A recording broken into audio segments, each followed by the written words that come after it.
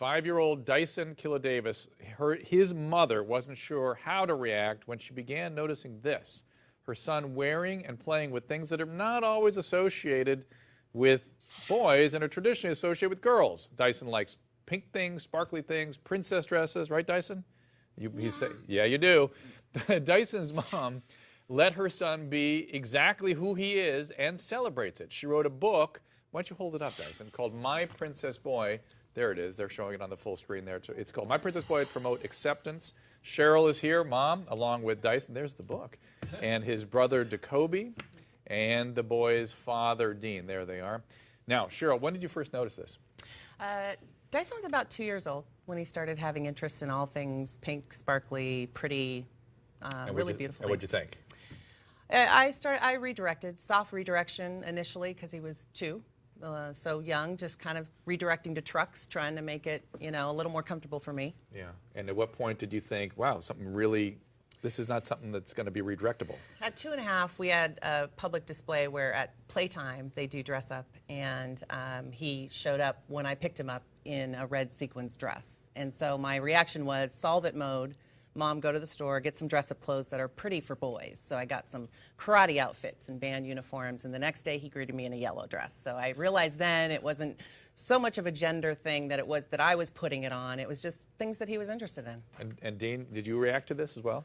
No, not at all. It wasn't a big deal for me.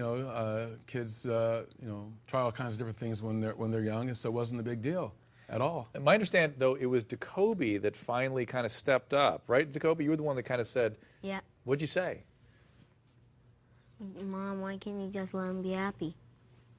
That must have shot through you like a dart. I will never forget that moment. Yeah. It's one of those things where people always talk about parenting and how you really need to listen to your kids. And it was this moment where Jacoby was tugging at me and saying, Mom. I was calling Dean. Dyson wanted to buy a dress for Halloween. I had never purchased a dress for him.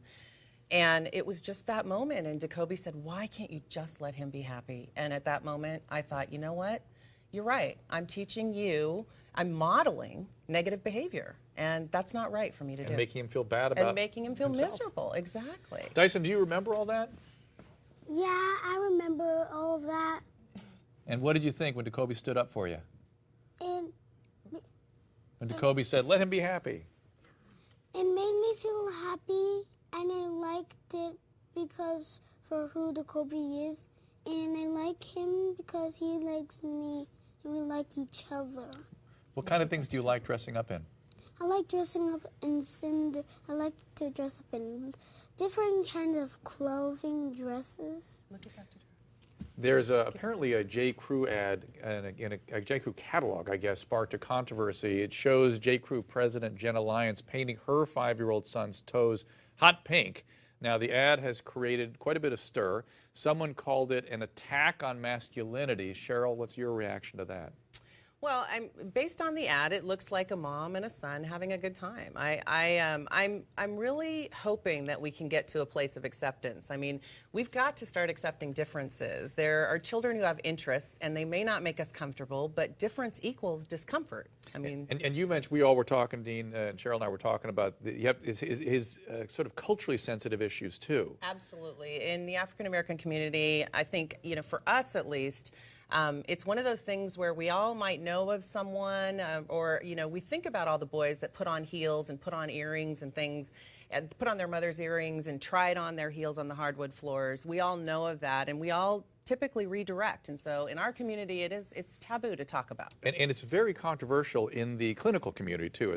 They call it sometimes gender nonconformity. Did you ever hear that term? I have heard that. Yeah, and they think there may be some people believe there's a biological basis to this, and there probably has to be something going on. It's always nature and nurture. But what to do, and should anything be done? Did you ever seek professional help? Absolutely. When it first started happening, and my husband really, we wanted to make sure Dyson was happy for who he is. And so we went to our doctors and went to psychiatrists and psychologists. You were afraid that it meant dysphoria, well, like the only dissatisfaction with who he is. Honestly, the only thing I heard in the media was gender confusion. Right. And so I didn't know that there could be any other reason to go on. And so we went through it, and Dyson actually coined the term princess boy. He's the one who said that, I'm a princess boy, Mom. And so the doctor said you know, the verdict was he's a healthy and happy little guy. He just loves to dress up and all things pretty. And they said not to over encourage it, but not to over discourage it either. Dean, has this been a process for you? Oh, that was enough for me. Again, when we are having children, my only thought was, I want my children to be happy and healthy. I don't need a carbon copy of myself. I don't need a sequel. The first version was just fine, played well, so they can have their own lives, for what they want to do. What kills me is all the guys here in the studio. You guys are ringing in. Yeah, go Dean, way to go, man. That's a lot of unusual participation from my crew. Well, I think fathers play a pivotal role in this. They're leaders of the household, and if your leadership is not accepting of you and welcoming you, you're leading down a path to later on not being able to have those open, honest communications with your children. They're not always going to be pleasant communications, just like other parts of your life. But if you don't have them and don't communicate, to me, that's a terrible path to put yourself on in your family, because you're not going to make anybody happy. And really, health in a family is about your love and connection, which clearly you guys all have. Yeah. I worry about his peers, that them being as accepting as his family has been.